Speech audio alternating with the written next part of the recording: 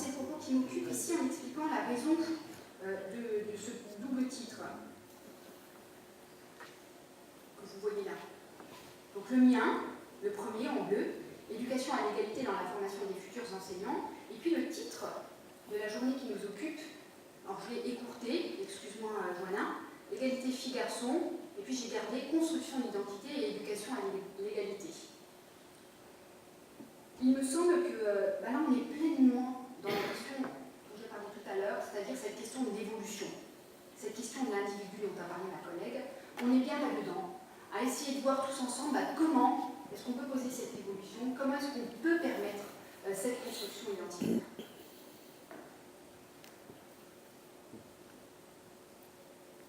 Alors j'ai dit tout à l'heure, un ministère de l'Éducation nationale, je ne sais pas ce qu'il en est pour vous qui êtes là, les 4 étudiants.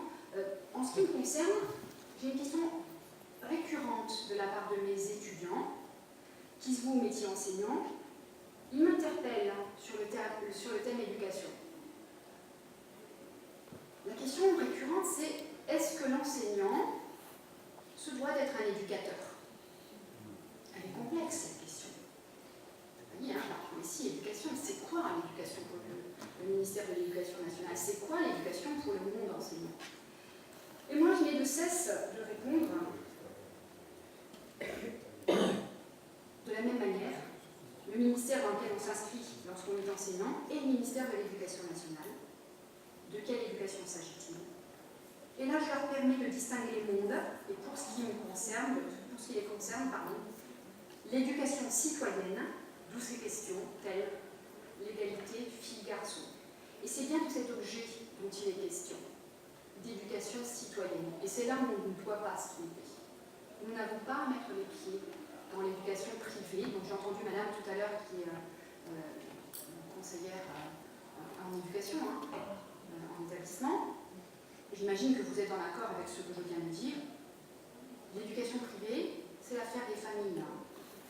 L'éducation citoyenne, c'est la nôtre, de toute notre société et de nous, l'école, qui représentons une micro-société. Alors je voulais rendre hommage à quelqu'un qui m'est très cher, qui est décédé l'an dernier, que je vous mets là en photo. Vous ne la connaissez pas, elle est italienne, elle est de Genova, elle s'appelle Savina.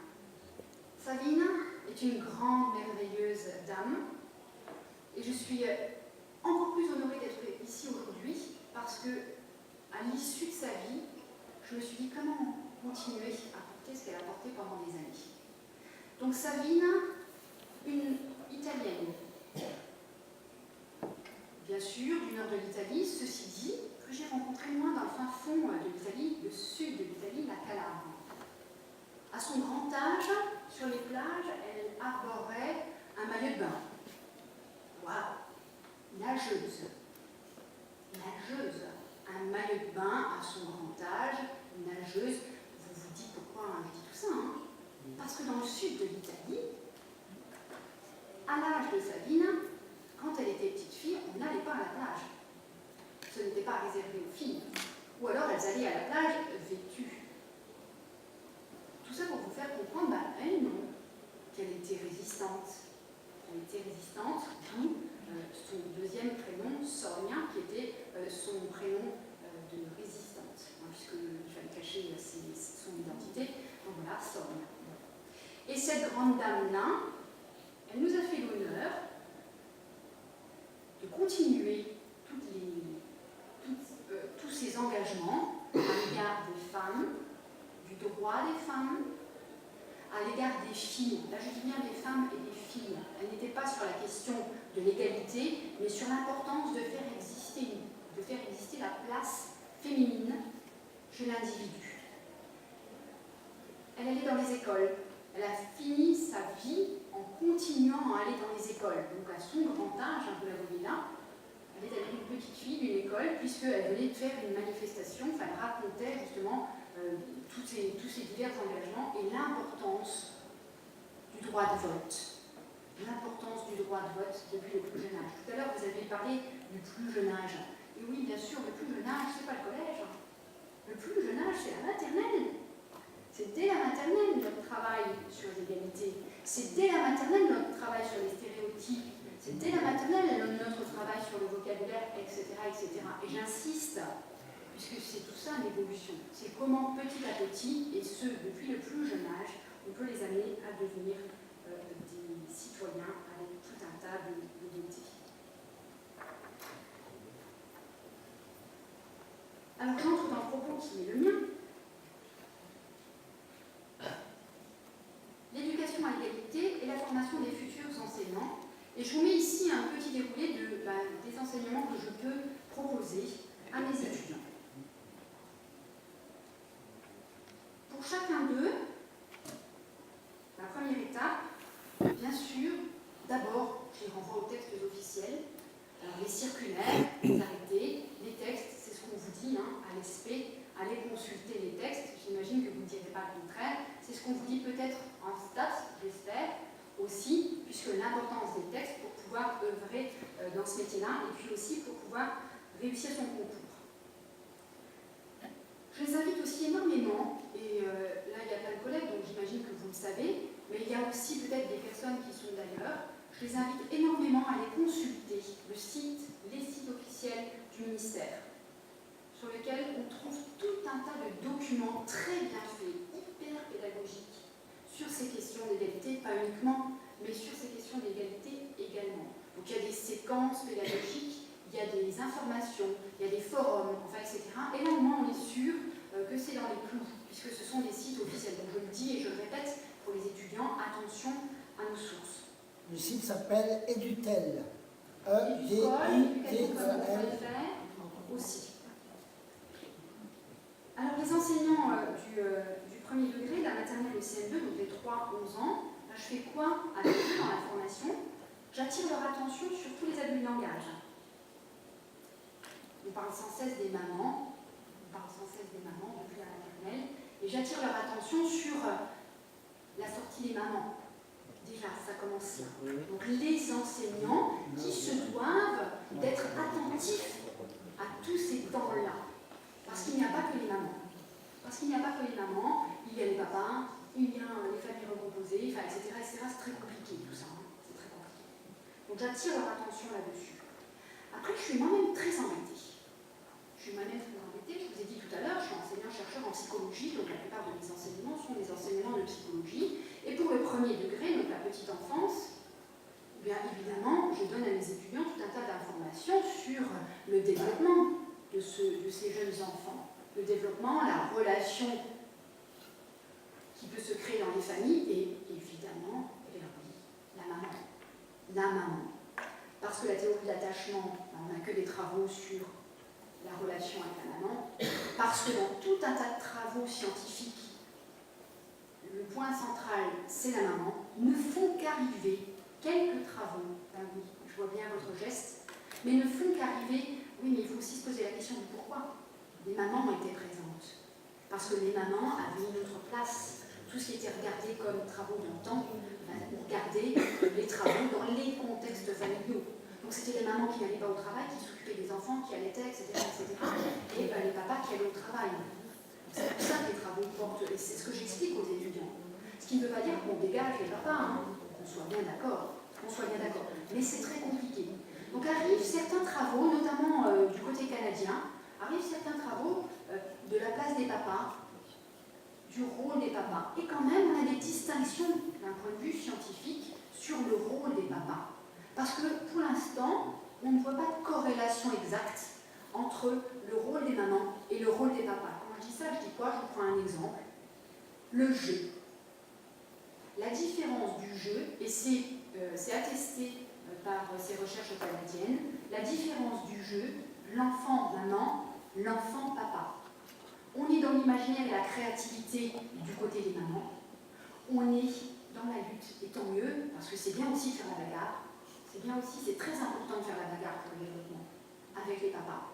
On n'a pas les mêmes rôles. Et alors, appréciation de la diversité dont parlait Madame Peretti.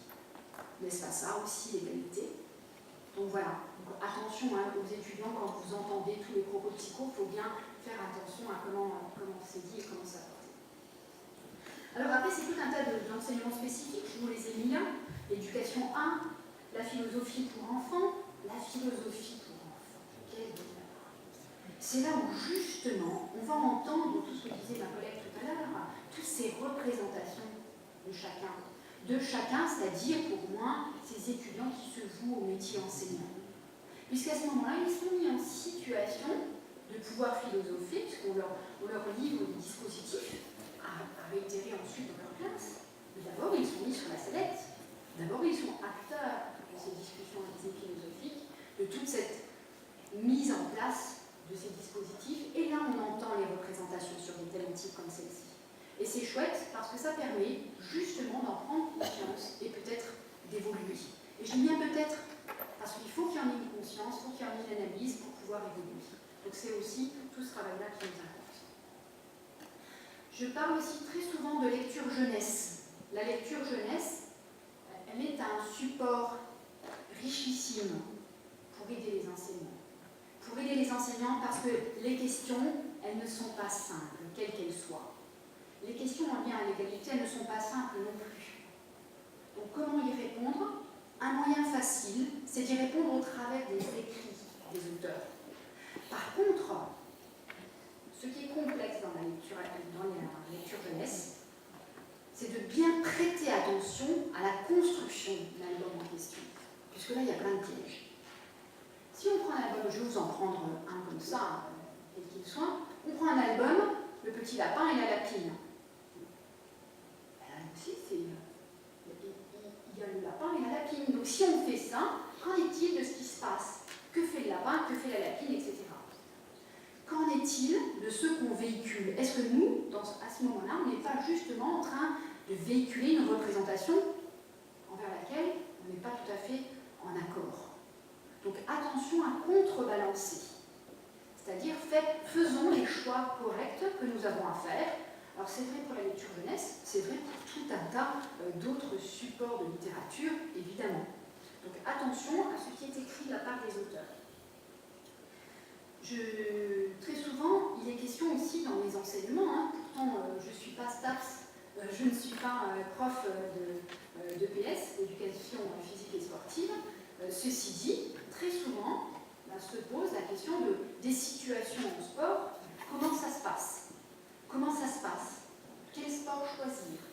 Et là, je vais faire un autre hommage à Madame Marie-France Pitance, IEN, qui a fini sa carrière d'inspectrice de l'éducation nationale dans la circonscription du Gange, et avec laquelle j'ai travaillé autour proposés aux étudiants, donc connaître le système éducatif pour réagir.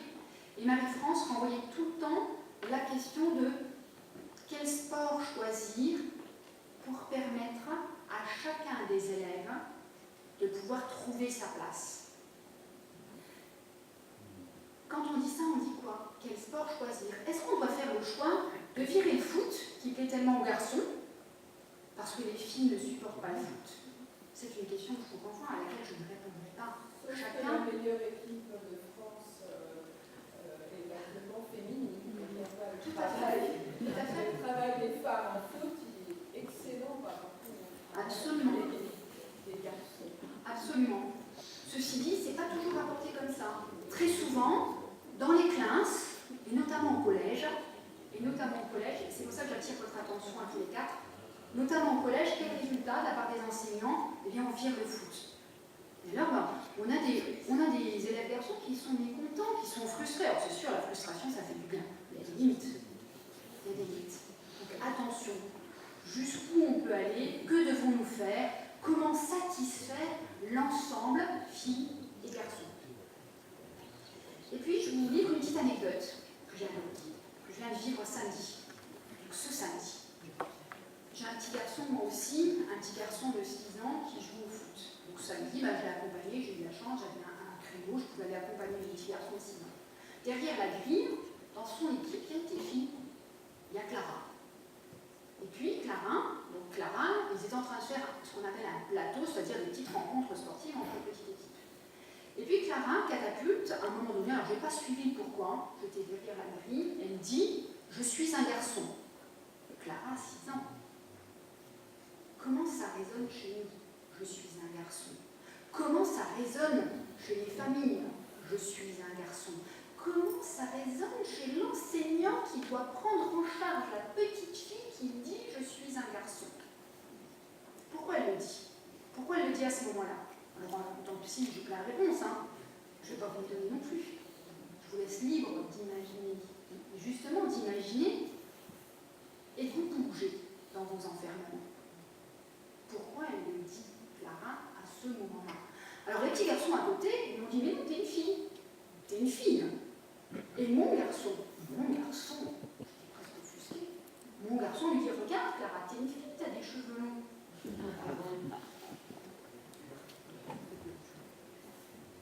Il y a même une chanteuse qui chante qu'elle est un garçon.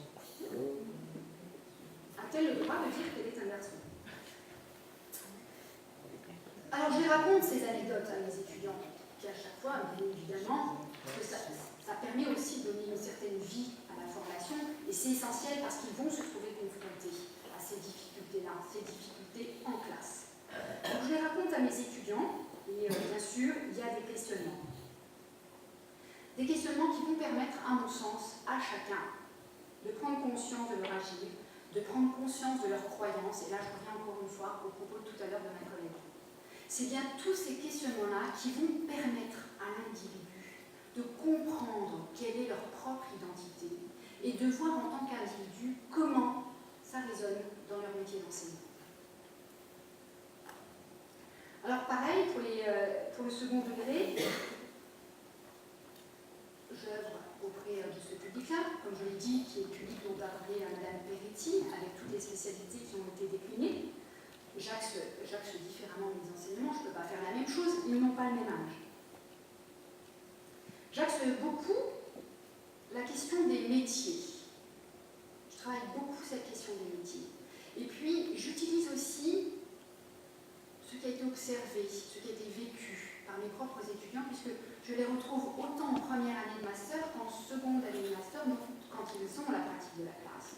Et quand ils se trouvent confrontés à des situations un petit peu étonnantes, ou difficiles, ou délicates, je ne sais pas comment il faut le dire, mais par exemple, ce que je vous mets ici, comment les filles s'autorisent dans un monde reconnu de garçons. Et je vous donne l'exemple du CAP en BTP. Quelle est la complémentarité filles-garçons? Quelle est la connaissance plus approfondie des forces et des faiblesses de chacun et de chacune? C'est là-dessus que j'essaie d'emmener mes étudiants à raisonner. C'est là-dessus que j'essaie de leur faire prendre conscience que, eh bien oui, dans ce qui était dit tout à l'heure, on l'a entendu, il y a des particularités masculines, il y a des particularités féminines, ou en tout cas auxquelles chacun croit, auxquelles notre société croit, et puis certains accords qui se trouvent, c'est-à-dire, je vous en montre un,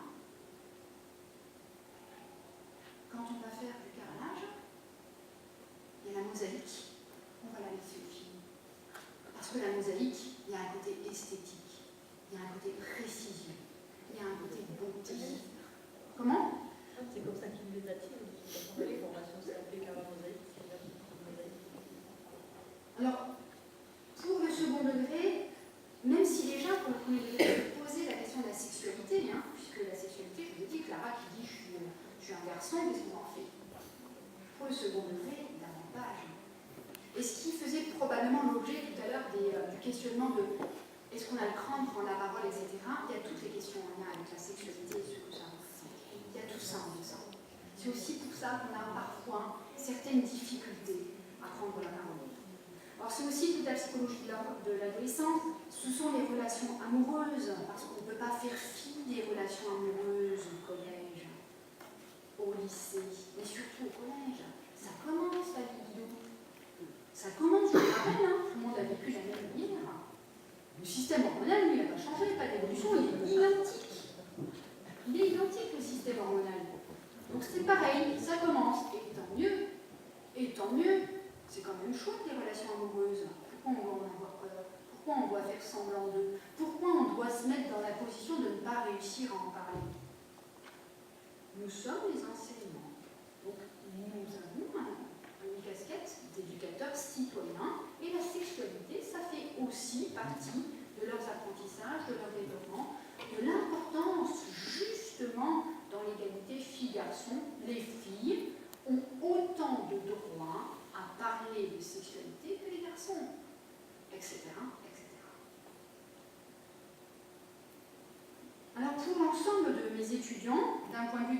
discussion de l'identité et de l'éducation à l'égalité se posent toutes ces questions. Qui sont les étudiants qui se forment au métier d'enseignant? Et je commence par ça très souvent. Qui sont-ils? Quelle est leur éducation? Quelle est leur formation? Se connaissent-ils suffisamment? Et je vais les chercher dans leur retranchement. Je les booste, je les oblige à me livrer tout un tas d'infos, à les livrer au collectif. Je ne fais pas de psychothérapie collective du tout, c'est pas mon rôle, qu'on soit bien d'accord. Je les oblige juste à se questionner pour mieux se connaître et mieux comprendre comment ils vont réagir dans leur métier d'enseignant. Donc c'est aussi tout ça, mon boulot. Comment tout ça va impacter leur activité professionnelle, et je rejoins pleinement le propos qui était tenu tout à l'heure. Parce que oui, l'enseignant est un être humain. L'enseignant, lui aussi, a une éducation, a une culture, a une histoire, et il porte tout ça dans ses classes. Alors je l'aide à se connaître. Enfin, je l'aide, j'espère en tout cas. Je pousse les étudiants à se connaître, à faire ce travail sur les clichés, sur les stéréotypes, sur les enfermements culturels, sur les enfermements éducationnels. Parce qu'il est avant tout un être humain. J'aide aussi à ce qu'ils prennent conscience de son rôle au travers des clichés, des stéréotypes et des enfermements du côté des élèves. Parce que c'est pareil. Que savons-nous? Alors, avec toujours beaucoup de précautions, puisqu'on n'a pas le droit de mettre le pied dans l'éducation privée. Qu'on soit bien d'accord. Cependant, un bon support, les discussions à visée philosophique, puisque là, ils prennent la main. Donc, si vous regardez là aussi dans le nouveau programme, alors que nous, on travaille depuis des années. Je ne sais pas, maintenant, voilà, ça fait combien de temps qu'on bosse sur ces questions-là? Une quinzaine d'années, je dirais. Nous, en France. Au Canada, largement plus. Voilà. Donc, nous, on est... Ceci dit, enfin, on le trouve dans les programmes. Enfin, 15 ans de travaux scientifiques. Comme si on inventait les choses. Mais non, on ne connaît pas les travaux de ses propres chercheurs dans notre nation. Ça, c'est un peu dommage. C'est dommage que Mme la députée ne soit pas là, parce que même dans certains points qu'elle a soulevés,